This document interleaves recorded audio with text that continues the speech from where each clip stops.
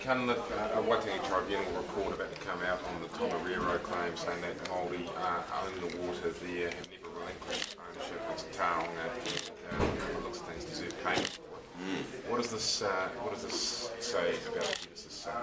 Well, I agree with the Waitangi Tribunal, and it's yet another reason why this crazy asset sales program should stop now.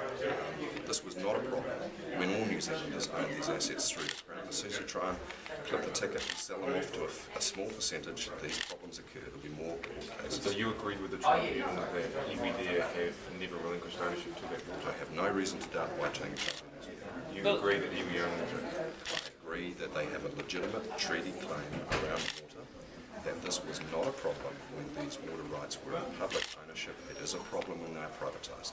Bill English claims, though, that this can be resolved through separate channels and that the asset sales won't be affected. Oh, he's going to write them a cheque.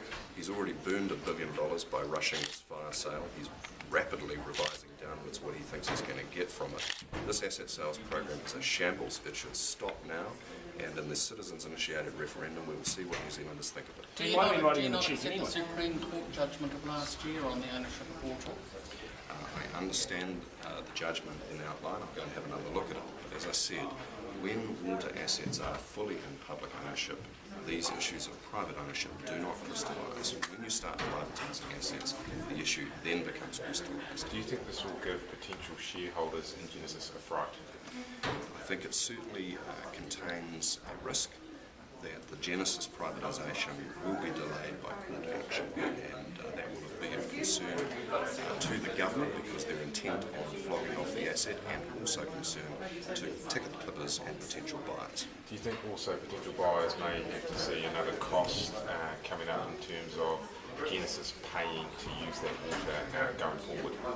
Well, I think that there is a much broader issue here, that New Zealand's water policy is so far pretty ill-formed. A lot more thinking needs to go on when water becomes a constrained resource about how it should be priced and how it should be allocated. Who owns water?